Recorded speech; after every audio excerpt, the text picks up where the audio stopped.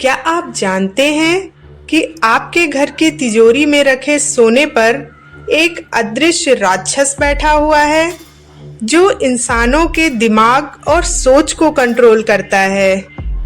क्योंकि जिस कलयुग में हम जी रहे हैं उसका राजा कोई देवता नहीं है बल्कि एक भयानक राक्षस है। शास्त्रों में इस राक्षस को कहा गया है कली पुरुष, जिसे खत्म करने खुद आने वाले हैं भगवान विष्णु कल्कि अवतार में। नमस्कार दोस्तों, द हिडन मिथोलॉजी के आज के एपिसोड में हम जानेंगे इस कली पुरुष की खौफनाक सच्चाई। तो चलिए सबसे पहले जानते हैं कि इस कली पुरुष ने कलयुग में प्रवेश कैसे किया। यह कहानी श्रीमद् भागवत पुराण के प्रथम स्कंद में आती है, जो द्वापर युग के अंत और कलयुग के प्रारंभ की सबसे महत्वपूर्ण घटना है। पांडवों के स्वर्गारोहण के बाद अर्जुन के पौत्र राजा परीक्षित हस्तिनापुर के सिंहासन पर बैठे। एक बार जब वे अपने राज्य के भ्रमण पर निकले तो उन्होंने सरस्वती नदी के तट पर एक अत्यंत हृदय विदारक दृश्य देखा। परीक्षित ने देखा कि एक बैल जिसके केवल एक पैर था वह खड़ा थर थर कांप रहा है। उसके पास एक गाय खड़ी थी जो रो रही थी और एक नीच शूद्र जो राजा के वेश में था उस असहाय बैल को डंडे से बेरहमी से पीट रहा था। वह बैल साक्षात धर्म था। सतयुग में धर्म के 4 पैर थे, तप, पवित्रता, दया और सत्य। द्वापर युग के अंत तक आते आते 3 पैर नष्ट हो चुके थे और केवल सत्य रूपी पैर ही बचा हुआ था। वह गाय साक्षात माता पृथ्वी थी, जो अधर्म को बढ़ता देख और भगवान कृष्ण के स्वधाम गमन के शोक में दुखी थी। और वह क्रूर व्यक्ति साक्षात कली पुरुष था। राजा परीक्षित ने जब यह देखा तो वे अत्यंत क्रोधित हो गए। उन्होंने अपनी तलवार निकाल ली और उस कली पुरुष का वध करने के लिए आगे बढ़े। उन्होंने कहा, मेरे राज्य में किसी निर्दोष जीव को सताने वाला जीवित नहीं रह सकता। जैसे ही परीक्षित ने तलवार उठाई, कली पुरुष समझ गया कि वह राजा की शक्ति का सामना नहीं कर सकता है और वह तुरंत अपने राजसी वेश को त्याग कर परीक्षित के चरणों में गिर गया और अपने प्राणों की भीख मांगने लगा। शास्त्रों के अनुसार शरण में आए शत्रु को मारना धर्म के विरुद्ध है, इसीलिए परीक्षित ने उसे जीवन दान दे दिया। कली पुरुष ने कहा, महाराज, अब द्वापर युग समाप्त हो गया है, अब मेरा युग आ चुका है। मैं कहाँ रहूं? मुझे रहने के लिए स्थान दें। तब राजा परीक्षित ने उसे 4 स्थान दिए जहां अधर्म का वास होता है। पहला स्थान था जहां जुआ खेला जाता है, दूसरा जहां शराब और नशा होता है, तीसरा जहां व्यभिचार और अनैतिक संबंध होते हैं और चौथा जहां जीव हत्या यानी हिंसा होती है। कली पुरुष ने एक और पवित्र स्थान मांगा। तब राजा ने उसे 5वां स्थान दिया और वह स्थान था स्वर्ण का अनुचित मोह, लेकिन वह स्वर्ण जो अधर्म, चोरी या छल से कमाया गया हो। कली पुरुष बहुत चालाक था। राजा परीक्षित ने जैसे ही उसे अनुचित तरीके से कमाए गए स्वर्ण पर रहने की इजाजत दी, उसने इस मौके का फायदा उठाया। राजा परीक्षित ने उस समय मगध नरेश का छीना हुआ सोने का मुकुट पहना हुआ था, जो न्याय संगत तरीके से नहीं लिया गया था। कली पुरुष उसी क्षण उस स्वर्ण मुकुट में प्रवेश कर गया। कली पुरुष के प्रभाव से परीक्षित की बुद्धि भ्रमित हो गई। अपने राज्य वापस लौटते समय रास्ते में उन्हें प्यास लगी। प्यास लगने पर जब वे समीक ऋषि के आश्रम पहुंचे उस समय ऋषि ध्यान में मग्न थे।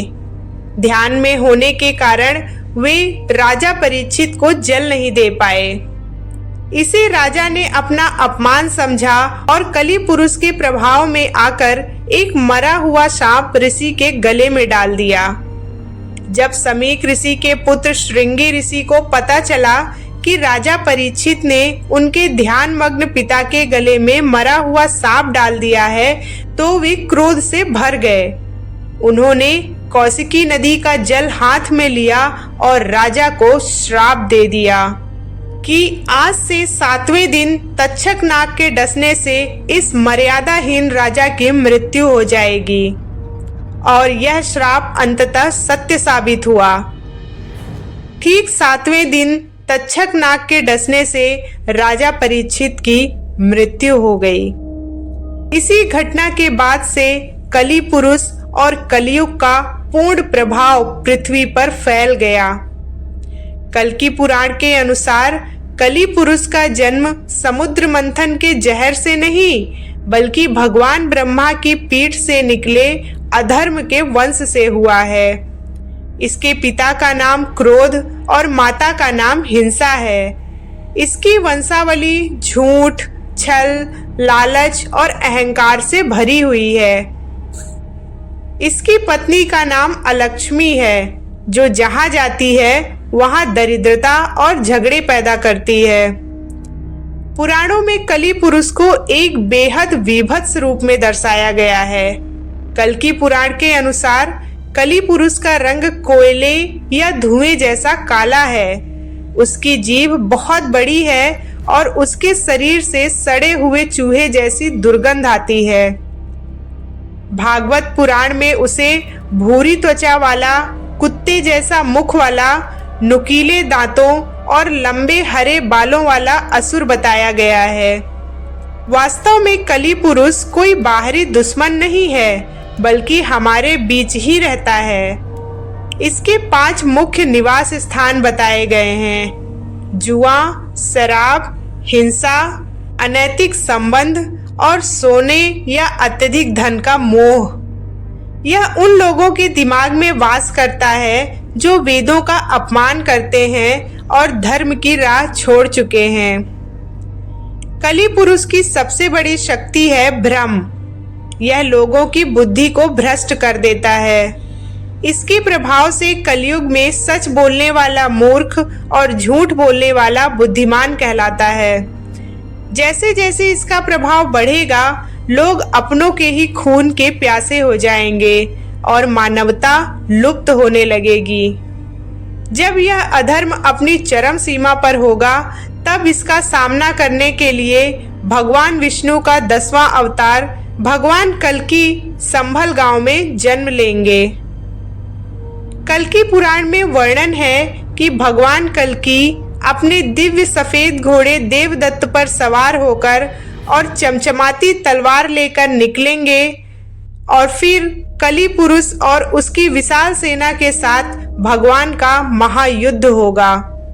कली पुरुष कितना भी शक्तिशाली क्यों ना हो, सत्य के सामने उसे घुटने टेकने ही पड़ेंगे और अंततः भगवान कल्कि कली पुरुष का वध करेंगे और फिर से सतयुग की स्थापना होगी। तो दोस्तों, याद रखिए, कली पुरुष हमारे बाहर ही नहीं, हमारे अंदर के विकारों में भी छिपा है। जब तक हम अपने मन से क्रोध, लालच और नफरत को खत्म नहीं करेंगे, कली का प्रभाव बना रहेगा। धर्म की रक्षा ही कली से बचने का एकमात्र रास्ता है। क्या आपको लगता है कि कली का प्रभाव आज हमारे समाज पर हावी हो चुका है? अपनी राय कमेंट में जरूर बताएं। और अगली वीडियो में हम जानने वाले हैं माता स्कंद माता की एक अद्भुत कथा कि आखिर क्यों माता कार्तिकेय को अपनी गोद में बैठा कर रखती हैं। क्या है इनके इस वात्सल्य रूप के पीछे की कहानी? तो जुड़े रहिए हमारे चैनल द हिडन मिथोलॉजी के साथ, हमारे पुराणों में वर्णित रहस्यमयी कहानियों को जानने के लिए। जय माता दी।